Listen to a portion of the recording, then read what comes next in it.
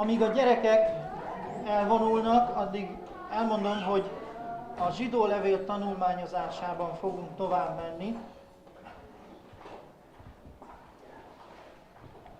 És erre készítsük a szívünket. Röviden imádkozom, és aztán átadom a szót Nilnek és Bálintnak.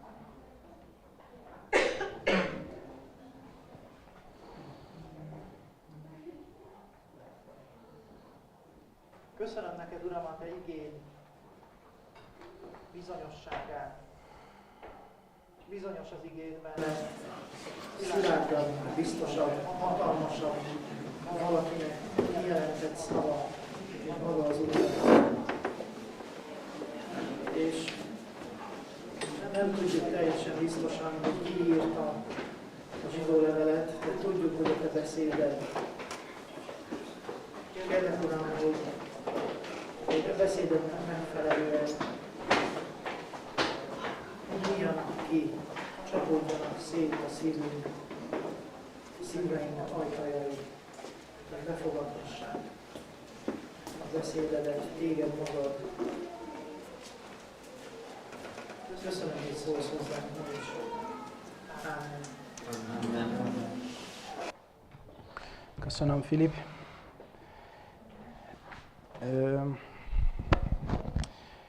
Just want to say thank you for those who prayed for us while we were at homesick. Csak szeretném megköszönni azoknak, akik imádkoztak értünk, mikor otthon ültünk betegen. And we're still recovering, coughing a little. Még mindig épülünk fel, egy kicsit köhögünk. But I hope that today I can share with you the word of the Lord. This microphone is very loud. De remélem, hogy meg tudom osztani veletek az Isten szavát. Ez a mikrofon nagyon hangos. Most már nem. Jó. Okay. Really sorry to not be here last Sunday with the Easter service. Nagyon sajnáltam, hogy nem lehettünk itt múlt vasárnap a húsvéti alkalmon. And so yesterday we had our international students meeting here at church. Tegnap itt volt a nemzetközi ilyen diák istentisztelet. And we could also take the Lord's Supper and think about the work of Jesus on Easter. És úrvacsorát is vettünk, és gondolhattunk arra, amit Jézus tett. And I think this is what it's all about. It's the work of Jesus. És ez az, amiről ez az egész szól, a Jézus munkája. Yesterday, as I was preparing this message, I read a letter that was written 2000 years ago to the Roman Emperor.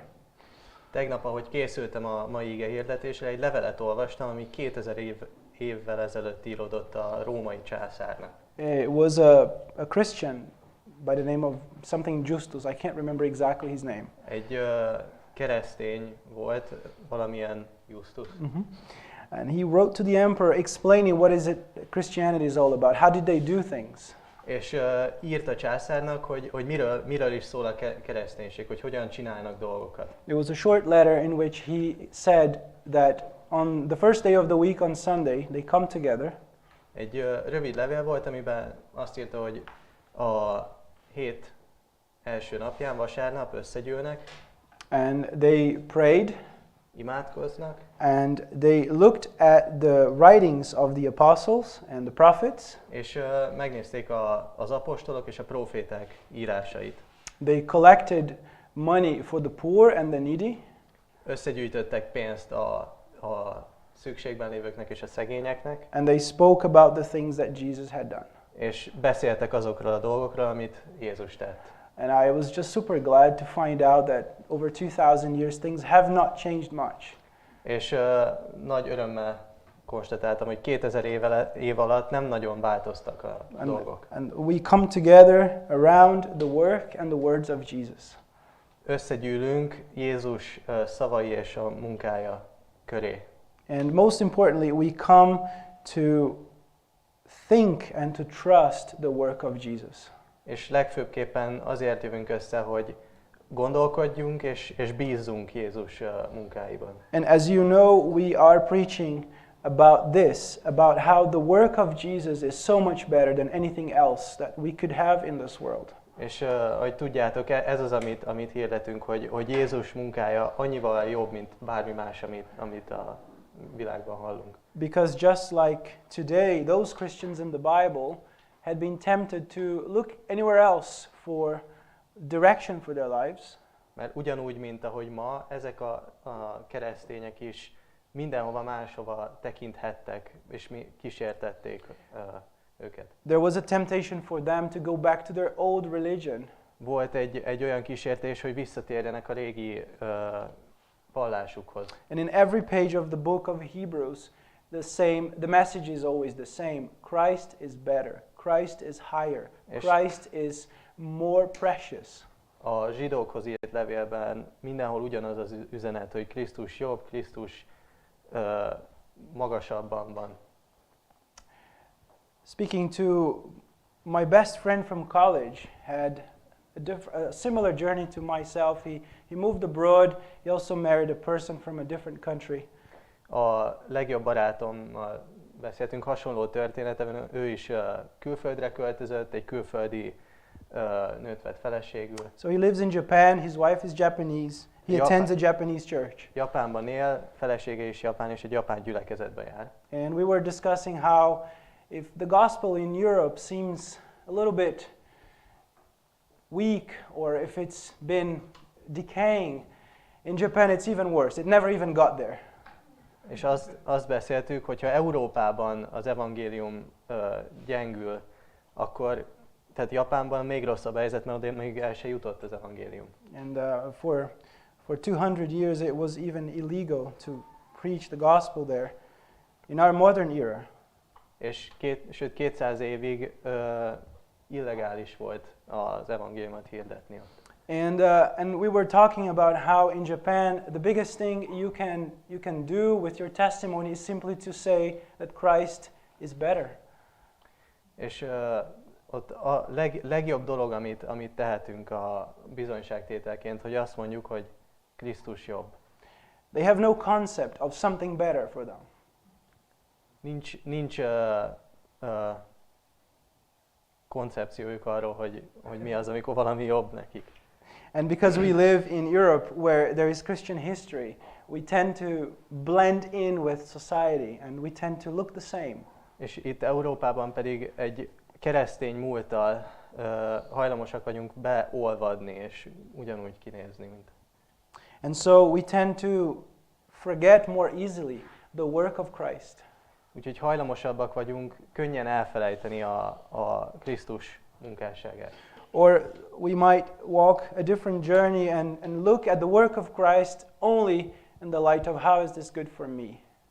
Vagy lehet, hogy úgy nézzük Krisztus munkáját, hogy ez hogy jó nekem.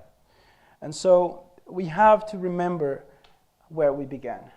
De emlékeznünk kell arra, hogy hol kezdtük. And we began in the darkness. És a sötétségben kezdtük. We began unsaved. És úgy kezdtük, hogy nem voltunk megmentve. Everyone born into this world is unsaved. Mindenki, aki ebbe a világba születik, az nincs megmentve. My son, who's 4 months old, is unsaved. A fiam, aki 4 hónapos, ő sincs megmentve. I know that children have a special place in the grace of God, and should things happen, they go to heaven. That's true. Tudom, hogy a gyerekeknek egy különleges helyük van a Istennél, és hogyha But what? Ha valami történik, akkor mennybe mennek? Yes. But what I'm trying to say is that we all need the grace of God from the beginning of our lives. Amit próbálok mondani, hogy mindannyiunknak szüksége van Isten kegyelmére. And we need the grace of God, not anything else. És Isten kegyelmére van szükségünk, és semmi másra. So I want us to look through these verses today, how the writer explains how this work of Christ is so much better for us. És szeretném, hogy most megnézzük ezt a szöveget, és nézzük meg, hogy hogyan magyarázza, hogy bárminél jobb az, amit Krisztus tett. When I was 11 years old, I tried to learn how to play the guitar. I did learn something. Amikor 11 éves voltam, megpróbáltam megtanulni, hogy hogyan kell gitározni. Valamennyit tanultam is. I went to this class and there were like 25 people with their guitars and they were all practicing. Elmentem ebbe az osztályba, és ott volt 25 ember, aki próbált gitározni. And I began listening to the teacher, and I got really scared. I got really red in my face and frustrated because the teacher was talking about things I had never heard. Elkezdtem hallgatni a tanárt, és hirtelen nagyon elkezdtem félni, mert olyan dolgokról beszélt, amiről még soha nem hallottam. And that is simply because I had missed a few classes. És ez csak azért volt, mert egy néhány órát kihagytam. So for this passage it might sound like this, because for every verse that we look at, there is an Old Testament passage that tells the story. Sometimes it's a really long passage. Ez lehet, hogy ez a mai ige is ilyen lesz, mert minden egyes vers valamilyen ószövetségi szövegre utal vissza. And we don't have time to look at every passage in the Old Testament which gives us the background story. És nincs időnk arra, hogy minden egyes igerészt megnézzünk az Ószövetségben, ami megadja a háttértörténetet. So I will make references to the Old Testament passages, but you have to go home and read them. Úgyhogy utalni fogok az Ószövetségi szövegekre, viszont otthon el kell olvasnotok. You need to know this biggest part of your Bible called the Old Testament. Ismernetek kell ezt a nagyobb részét a Bibliátoknak, amit úgy hívnak, hogy Ószövetség. So let's go to the book of Hebrews in the New Testament, chapter 9, verses 11 all the way to 28. Menjünk a Zsidókhoz írt levél 9. részébe, és ott a 11. verstől egészen a végéig fogjuk olvasni.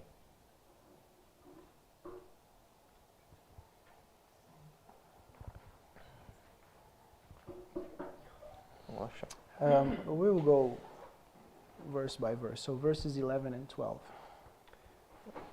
Olvasom a 11-es és 12-es verset először. Krisztus pedig, mint a jövendő javak főpapja, nagyobb és tökéletesebb sátron át jelent meg, amely nem emberkéz alkotása, azaz nem e világból való. Nem is bakok és bikák vérével, hanem a tulajdon vérével ment be, egyszer s mindenkorra a szentébe, és örök váltságot szerzett. So what's the background story here? Szóval mi a háttértörténet itt? Background story is in the second book of the Bible, Exodus. A 2 Mózesben van a háttértörténet. Chapters 25 to 27, where it describes this tent, the tabernacle. A 25-östől a 27-es fejezetekig, ahol leírja ezt a templomot.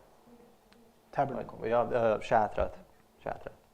Then there they give exact specifications on what should be in there, the measurements for everything. És ott pontosan leírják, hogy mi kell, hogy ott legyen, méreteket, mindent. And so when the writer is writing this passage here, he's saying Christ came as a high priest. Úgyhogy amikor a szerző írja ezt a részt, akkor azt mondja, hogy mit mond? Christ came as a high priest. Hogy Krisztus egy főpapként jött. And then you have to remember what is a high priest. Úgyhogy emlékeznünk kell, hogy mi az a főpap. And then he talks about Jesus Christ coming as a high priest and coming to a better and more perfect tent. És aztán mondja, hogy Krisztus eljön, mint egy főpap, és hogy egy jobb sátorba jön el. And then it says that Jesus Christ entered in the holy place of the tent, of the better tent. És aztán azt mondja, hogy bemegy a szentélybe. And you should know that in the Old Testament tent there were 2 sections, holy and the holy of holies. És azt tudnunk kell, hogy a sátorban két rész volt, a mi szentély és a szentek szentje. Yes. So Jesus Christ entered there just like the priest in the Old Testament. És Jézus bement oda, csak úgy, mint a főpap az Ószövetségben. And when we read the stories in the book of Exodus, it can be very even tiring to read all the details that God gave, the color of the curtains, the decoration on the clothes and all the objects. Tehát amikor olvassuk a 2 Mózest, akkor kicsit bonyolult lehet, mert rengeteg részlet van benne, a függönynek a színe, a stb. The clothes of the priests, how it should be done. A pap ruhája, hogyan készüljön el. And then here it says that there is even a better tent, a more perfect tent, and that is heaven. És itt azt mondja, hogy van egy még jobb sátor, egy tökéletes sátor, ez a mennyország. And so Jesus came there, and not with animal sacrifice, but by his own blood. És szóval Jézus eljött oda, és nem állati áldozattal, hanem az ő saját vére által. Why? Because in the first tent, in the Old Testament, there had to be animal sacrifices. És miért? Mert a Ószövetségben, az első sátorban ott állati áldozatokat kellett bemutatni. There had to be an animal killing, and there had to be collecting of the blood. Tehát meg kellett ölni egy állatot, és össze kellett gyűjteni a vérét. And one word here that caught my attention is redemption. És egy szó itt, ami megfogta megragadta a figyelmemet, az a megváltás. And this word can only happen when something is lost. You can only redeem something that has been taken away. És ez csak akkor lehetséges, hogyha valami elveszett. And that's the condition we humans were in. We're lost. And then God has taken us back to his care. És ez az, amilyen állapotban mi vagyunk, elveszettek, és Isten hoz vissza minket. And so this is the gospel. This is the gospel in a summary. This is what God did for us. És ez az evangélium összefoglalója, ez az, amit Isten tett értünk. But then he explains how the old system wasn't good enough. Verse 13 and és aztán elmondja, hogy miért nem volt tökéletes a régi rendszer, 13-as versben. You can read that. Please. Mert ha bakok és bikák vére és tehénhamba a tisztátalanokra hintve megszentel, vagyis külsőleg tisztává tesz, akkor Krisztus vére, you can read the next one. Akkor Krisztus vére, aki örökkévaló lélek által önmagát áldozta fel ártatlanul az Istennek, mennyivel inkább megtisztítja lelki ismeretünket a holt cselekedetektől, hogy szolgáljunk az élő Istennek. The blood of goats and bulls and sprinkling people with this. That's a weird picture today. Tehát a bakok és a bikák vére és a tehén hamba emberekre hintve, ez egy furcsa kép. And this is what happened in Leviticus, the third book of the Bible. És ez történt a harmadik könyvben a Bibliában, a 3 Mózesben. So when God spoke to Moses, said, Moses, this is my law for my people. This is what I want my people to do, to follow me. És amikor Isten Mózeshez szólt és odaadta a törvényt, hogy ez az, amit szeretném, hogy a népem tegyen, hogy betartson. He told Moses to collect blood and do this with something to sprinkle the people symbolically. Azt mondta, hogy Mózesnek, hogy vegyen vért és hintse a népre így képletesen. And that means now people would be clean. És ez azt jelenteni, hogy az emberek akkor tiszták. Cleaning is expensive, isn't it? A tisztítás ez egy drága dolog, nem? Your home, how much money goes into cleaning? Az otthonotokban mennyi pénz megy el a takarításra? How much money goes into cleaning this building every week? Mennyi pénz megy el a takarításra ebben az épületben? There are people who make a living out of cleaning. Vannak, akik takarításból szerzik a pénzt. Antivirus for your computer? Az antivírus programok a gépre. Cleaning is expensive, it's costly. A tisztítás ez egy drága dolog. It takes work. Sok munkába kerül. Sometimes grease is really hard to scrub off our clothes. Sometimes you can't, sometimes you have to throw your clothes away. Néha a zsírt nagyon nehéz kimosni a ruhából, néha nem is lehet, ki kell dobni a ruhát. For them, blood was the means by which they would be purified. Nekik a vér volt az, ami által megtisztultak. And for the world today, they don't use blood anymore, they don't have blood, so what hope do they have of being clean of something? Can you repeat the first Yes, line? the world today doesn't use blood, so what can they Tehát use for cleaning? A mai a világban nem vért használnak, szóval mit használhatnak arra, hogy megtisztuljanak? They've substituted the blood for science, helyettesítették a vért például a tudománnyal, for their own sense of self-sufficiency, a saját elégedettségükkel. And they have not looked at something far better that can clean them. És nem néztek valamire, ami sokkal jobb, és megtisztíthatja őket. But then here he says, how much more will the blood of Christ, De itt azt mondja, hogy mennyivel inkább fogja a Krisztus vére, how much more this precious blood will purify our conscience. hogy mennyivel inkább fogja a Krisztus vére a lelki ismeretünket So megtisztítani. by comparison, the animal blood was enough to clean people at some point, to some degree.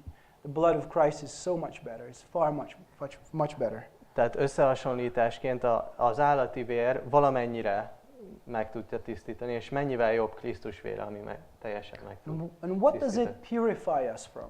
És mitől tisztít meg minket? There's a very interesting sentence here. It's called dead works. Van egy nagyon érdekes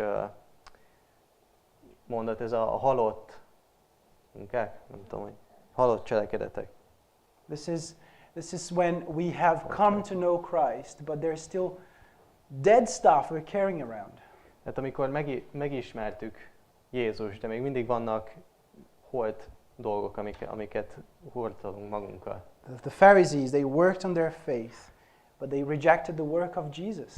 A farizeusok, ők dolgoztak a hitükön, de megtagadták Jézust. Jesus wanted to give them a clear conscience. They would no longer have to carry their sacrificial system over and over again, but they rejected that. Jézus akar nekik adni egy tisztulást, de hogy ne kelljen újra és újra áldozatokkal megtisztítani magukat. De ők elutasították. There was a businessman who used to keep all the letters that he got through the post and keep them in cabinets, store them. Volt egy üzletember, aki minden levelet, amit kapott, ilyen kis szekrényekbe berakosgatta és megtartotta. All the bills, he stored them in cabinets and shelves.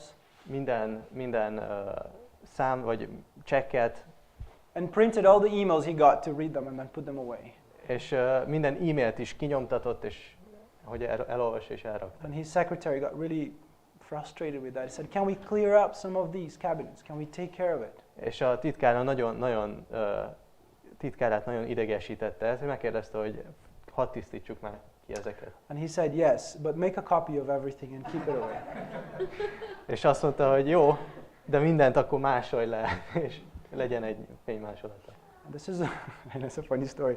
But this is what Christians are doing many times. That they're been saved by the grace of God, but yet they're carrying around that copy, the conscience that has been broken by sin, that has been stained by sin, and keeping that together in their hearts. És sokszor ezt csinálják keresztények is, hogy megtisztultak, de egy fénymásolatot őriznek, és viszik magukkal a törött múltjukból, a törött tisztátalanságukból. And we all have a past, don't we? És mindannyiunknak van egy múltunk, nem? And we all have stories that have shaped the way we are. Mindannyiunknak vannak történeteink, amik alakították azt, amivé váltunk.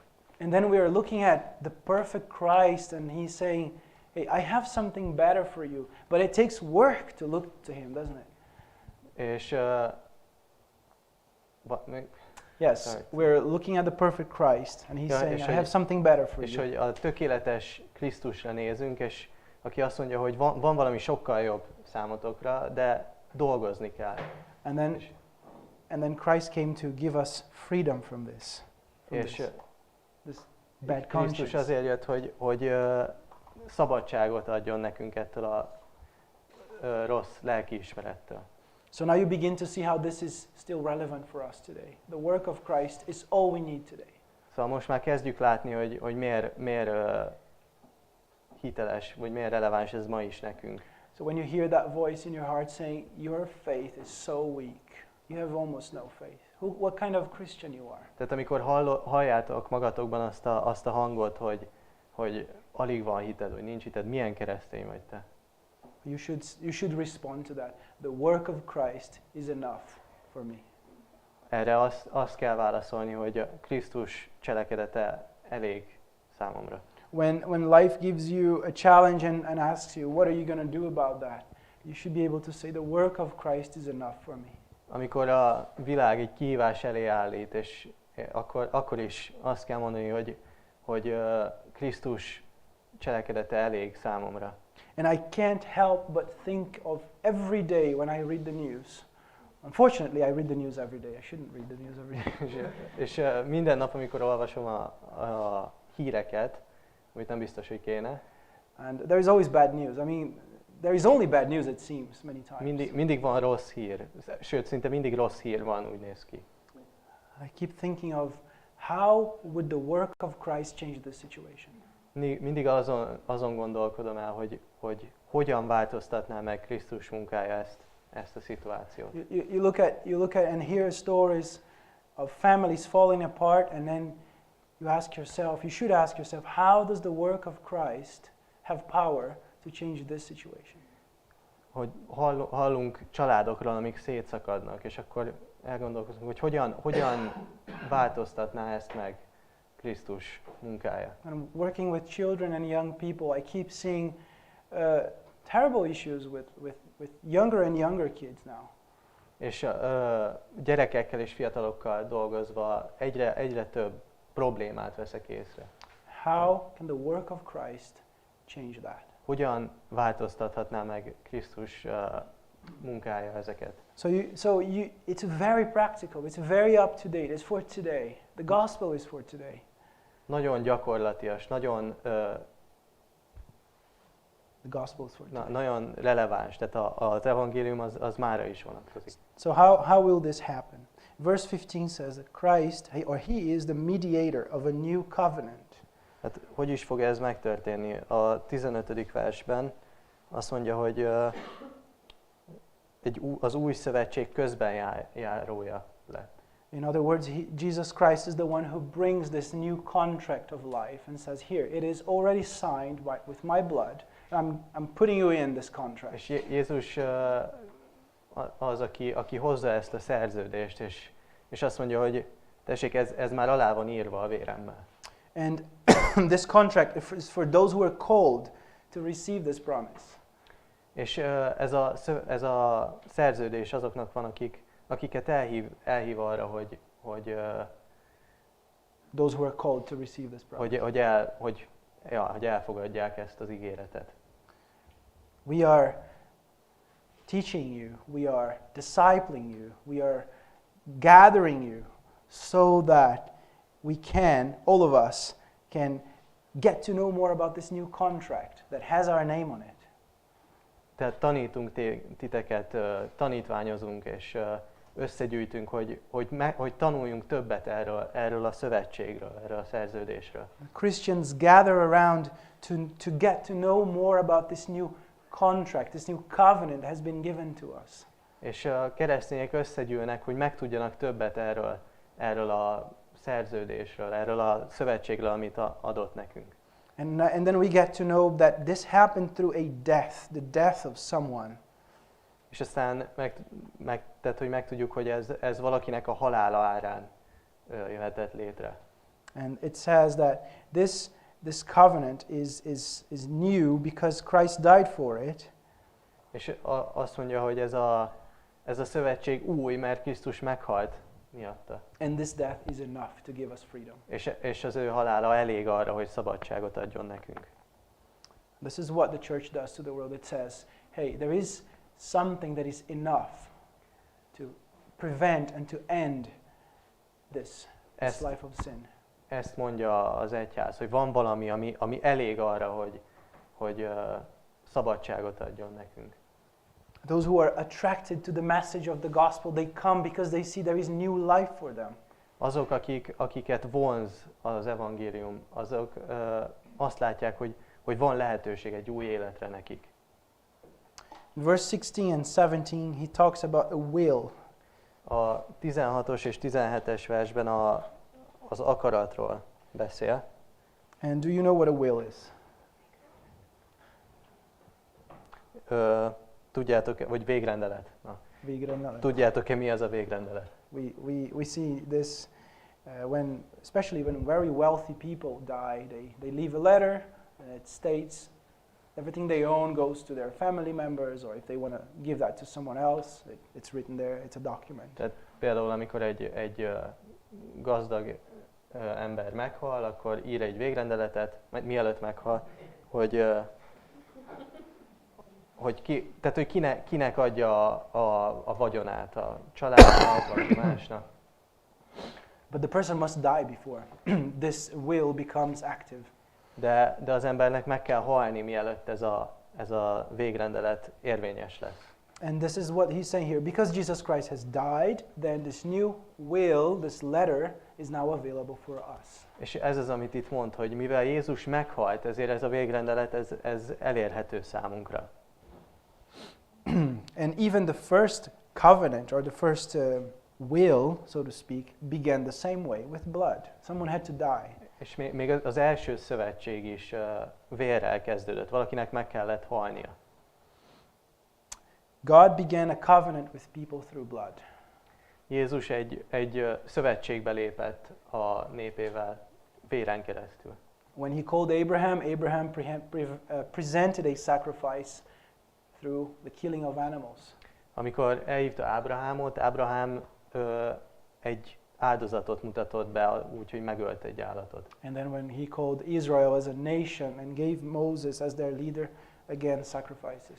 Amikor Izraelt elhívta, mint egy népet, és akkor is Mózes bemutatott egy áldozatot. And then when Christ came, again a sacrifice, his death. His own body was killed.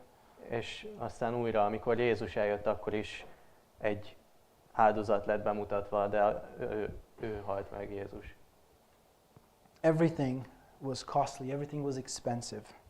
Minden drága volt, minden.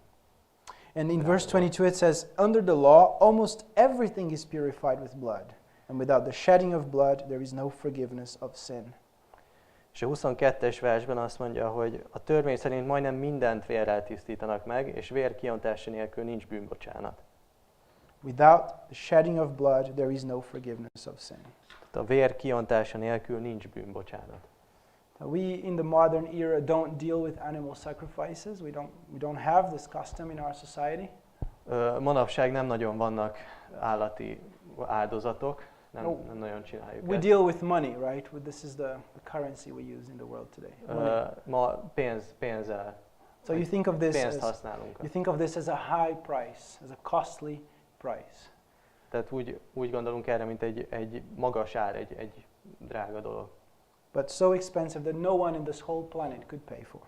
De annyira drága, hogy senki nem tudná kifizetni ezen az egész földön. How do you pay for a life? Hogyan fizetsz egy életért? How much does a life, a human life cost? Mennyibe kerül egy emberi élet? And so Jesus paid this price. Only his blood was enough to pay for a life. Jézus ezt az árat fizette ki, és csak az ő vére volt elég arra, hogy kifizesse ezt az árat. Every item in the tabernacle had to be sprinkled with blood, and every item in the tabernacle was a picture of something in heaven.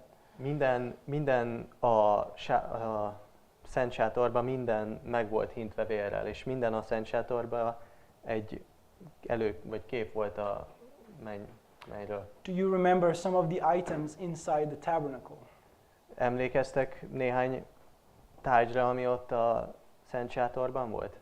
I should have brought a picture of it, maybe a drawing. That would have been helpful to us. Hozni kellett volna egy képet vagy rajzot. But we know there was a table. De tudjuk, hogy volt egy asztal. Yes, there was a table with bread on it. There was a lampstand, there was a basin for washing hands. There was inside the second place, the second area, a box. Tehát volt ott a második részben egy doboz. And inside there were the tablets of the law, so stones with the law written on them, the commandments. Benne volt a parancsolatok. And the angels that looked over this special box called the Ark of Covenant. És a kérubok, amik fölé hajoltak ennek a doboznak, amit a Fridládának hívnak. And the presence of God would come down there, and people would, and the high priest would meet God, would talk to God. És Isten jelenléte lejött oda, és oda ment be a főpap. Erről beszéltünk. All along they knew that reality was only a picture of something else. És végig tudták, hogy ez csak egy előképe valami másnak. They were aware that, hey, this is not it. This is a picture of it. És tudták, hogy ez nem az, ez csak egy kép arról. There was a sense of looking forward to the future. Volt egy előretekintés a jövőbe. So the sacrifices repeated year after year after year. És az áldozatok évről évre ismétlődtek. The high priest died and another high priest was put in place, generation after generation. Tehát meghalt egy főpap, és a következő főpap lett a helyébe téve generációra. And then when Jesus Christ comes, what does he say? És amikor Jézus eljön, mit mond? He says, the kingdom has come. The kingdom is here. Azt mondja, hogy hogy itt van az én országom. What is another name for Jesus Christ? God with us. Mi egy másik neve Jézus Krisztusnak? So velünk az Isten. So the language changes from future tense to present tense. Tehát megváltozik a nyelvezet jövőről jelenre. And so we Christians live in this tense where, I'm talking about time tense, where we're in the reality of heaven, and yet we are on earth. Tehát ebbe az időben vagyunk, ahol we are in the reality of heaven. Tehát, hogy a mennyei valóságban vagyunk, yet we are on earth. De itt a földön. And you can see the contrast because earth is limited. We die, things break, things don't work well. És látjuk a kontrasztot, tehát hogy a dolgok meghalnak, dolgok elromlanak, nem működnek úgy, ahogy kellene. And we know in heaven things last forever. És tudjuk, hogy a mennyben viszont minden örökké tart. So we are not faultless, but we are completely forgiven. Tehát nem vagyunk hibátlanok, de teljesen meg vagyunk bocsátva. Isn't that weird? Nem furcsa ez? We are born again spiritually, but our bodies are aging. Tehát újjászülettünk lelkileg, de a testünk az öregszik. We have fellowship with God, yet sometimes we do feel distant from God. Van kapcsolatunk Istennel, viszont mégis néha messze érezzük magunkat tőle. And what we do as a group of Christians is to day by day, Sunday after Sunday, come together to taste and experience heaven. És amit keresztényekként teszünk, az az, hogy vasárnapról vasárnapra összejövünk és megízleljük a mennyországot. We are in Hungary, but if you go to Szabadság tér number 2, 9th floor, and you enter that building, you are at the Brazilian embassy. Most itt Magyarországon vagyunk, de hogyha a Szabadság tér number 2, 9th floor. 9. emeletére fölmegyünk, ott a door to the left. Brazil nagykövetségre jutunk el, baloldali ajtó. And when you open that door and you step in, you are in Brazil. És amikor kinyitod az ajtót és belépsz, akkor Brazíliába vagy. You speak Portuguese there. Ott portugálul beszélsz. You read Brazilian newspapers on the table. Ott brazil újságokat olvasol az asztalon. You hear people listening to the radio in Portuguese. És hallod, hogy emberek portugálul hallgatják a rádiót. Even the food delivered is Brazilian food somehow. I don't know how they get it. Még a kaja, amit oda rendelnek, az is brazil valahogyan.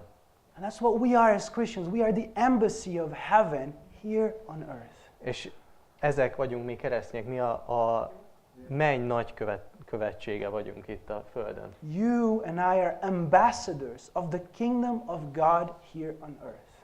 Mi a Isten országának a nagykövetei vagyunk itt a földön.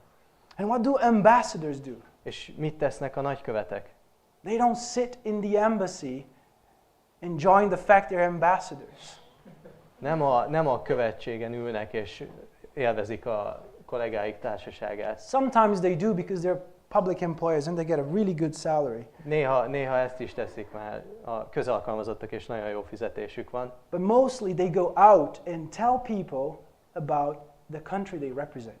De legtöbbször kimennek a világba, és elmesélik, hogy mi az, amit az országuk képvisel.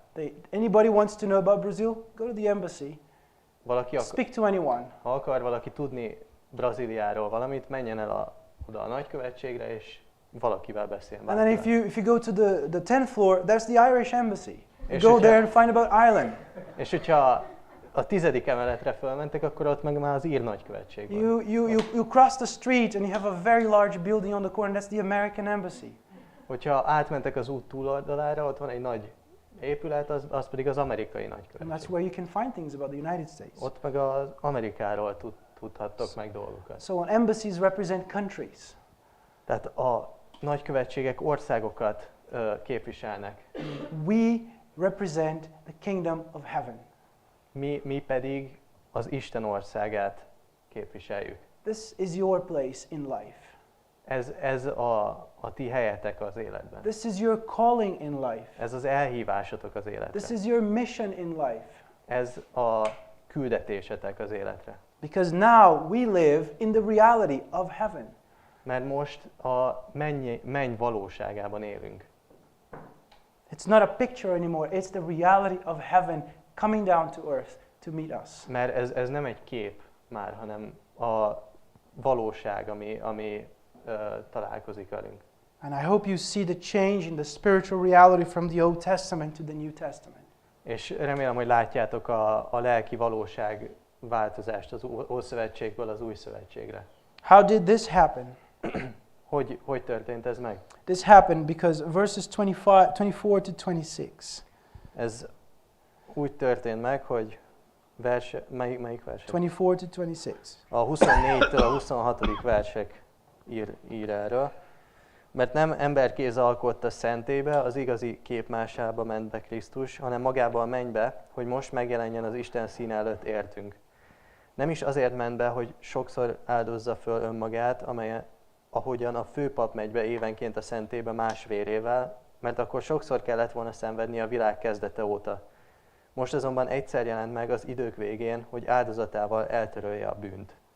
So I told you that the high priest had to come once a year before God to present sacrifices. And this happened generation after generation. Ugye mondtam, hogy a főpap évente egyszer jött bemutatni áldozatot a nép bűneért, és ez generációra megtörtént. And then Christ did this once on the cross and they said no more, it is finished. És aztán Krisztus egyszer megtette ezt a kereszten, és azt mondta, hogy véget, tehát nem kell többször. When Jesus died on the cross, it didn't mean that from that day on people would no longer sin and that everything would be perfect. Amikor Jézus meghalt a kereszten, az nem azt jelentette, hogy az emberek akkor innentől nem fognak vétkezni, és minden tökéletes. So what Jesus did is he said, the power of sin is now broken. Azt mondja Jézus, hogy a bűn hatalma most megtört. And that's a very important difference. The power of sin is now defeated. És ez egy nagyon fontos különbség. A bűn hatalma le lett győzve. So you will never defeat sin with your own power. Tehát you will never defeat sin with your own power. A bűnt soha nem fogjuk legyőzni a saját erőnkből. You will never be able to win this battle with your own efforts. Sosem fogjuk tudni megnyerni ezt a háborút a saját törekvéseinkkel. But you need to take hold of this truth. It is finished. The power of sin is finished. Tehát meg kell ragadnunk ezt az igazságot, hogy elvégeztetett, hogy a bűn hatalma megtört. Imagine what people could do with this reality. Hey, sin in your life that is consuming you like a cancer, it's finished. Gondoljatok be, hogy mit tehetnénk ezzel a hírrel, hogy van bűn az életedben? Can you repeat that? I said, imagine what people could do with that if they knew that the power of sin that is consuming their life like a cancer is finished. Tehát hogy úgy, a bűn, ami úgy eszi el az életüket, mint a rák, annak vége. It's finished. Jesus doesn't have to die on the cross again. Tehát vége. Jézusnak nem kell már többször meghalni a kereszten. So if Jesus doesn't have to die on the cross again, he said, I'm coming back. He's not coming back to die on the cross again.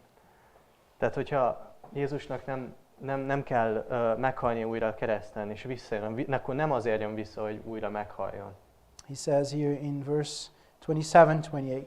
Azt mondja a 27-es és 28-as versben, és amint elrendeltetett, hogy az emberek egyszer meghalljanak, azután pedig ítélet következik, úgy Krisztus is egyszer áldoztatott fel, hogy sokak bűnét elvegye. Másodszor majd a bűn hordozása nélkül fog megjelenni azoknak, akik várják őt üdvösségükre. So now Christ is coming back. This time he's coming, but to save us, to take us. Tehát Krisztus visszajön, de azért jön vissza, hogy elvigyen minket, hogy megmentsen. So we live in this period between the first coming and the second coming of the Messiah. Tehát ebben az időszakban élünk Krisztus első és második eljövetele között. This time will end. There is a deadline, there's an expiry date for this time. Tehát vége lesz ennek az időszaknak, van egy szavatossági ideje. People talk about the end of the world. They're afraid of the end of the world. Tehát az emberek beszélnek a világ végéről, félnek a világ végétől. People are afraid of the Third World War, which will be the end of the world, the nuclear war, or whatever. Félnek a harmadik világháborútól, ami atomháború lesz, és a világ végét jelenti majd. The end of the world, the beginning of the new world is with the second coming of Jesus Christ. A világ vége és az új világ kezdete az Jézus második eljövetelével kezdődik. Who he's coming to bring back to him? Who is he coming to collect, to bring to him? Ki az, akiért jön, hogy elvigye őt? You. Ti értetek? If you are waiting for him. Hogyha várjátok. Some people are not waiting for him. Vannak, akik nem várják. There are those who have turned their backs to God and says, I don't need this. Vannak, akik a hátukat fordították Istennek, és azt mondták, hogy nekem nincs erre szükségem. But for us, we're waiting for him. We're saying, come Jesus, come, please come. De mi várjuk őt, és azt mondjuk, hogy gyere, légy, gyere. This is the last book of the Bible. It ends with, come. Come. The church is crying, come, Jesus Christ. A Biblia utolsó könyve így fejeződik be, hogy jöjj, hogy az egyház vár. We look forward to this day when Jesus Christ will come. És mi várjuk ezt a napot, amikor Jézus Krisztus visszajön. And because we live in this period between the first coming and the second coming, he's given us a mission. He's given us work to do. És mivel itt az első és a második eljövetele között élünk, Jézusnak adott egy küldetés nekünk. And the mission is not so much things we have to do, but things we have to be. És a küldetés az nem annyira az, hogy mit kell tennünk, hanem hogy kik kell, hogy legyünk. The first thing we have for us is to simply accept the redemption of the blood of Christ. És az első legfontosabb dolog, amit meg kell tennünk, hogy elfogadjuk a Jézus megváltó vérét. The first thing you have to do is to learn how to be a son of God and a daughter of God. Az első dolog, amit meg kell tanulni, hogy hogyan legyünk Isten gyermekeivé, Isten gyermekeivé. And because we are made into God's family, then we can show it to others. We can go and make disciples. És mivel Isten gyermekeivé lettünk, ezt meg tudjuk mutatni másoknak, tudunk tanítványokat. We hope to make disciples. És reméljük, hogy tudunk tanítványokat tenni. And all along we say, come Jesus, we're waiting for you. És mindez alatt azt mondjuk, hogy jöjj Jézus, várunk.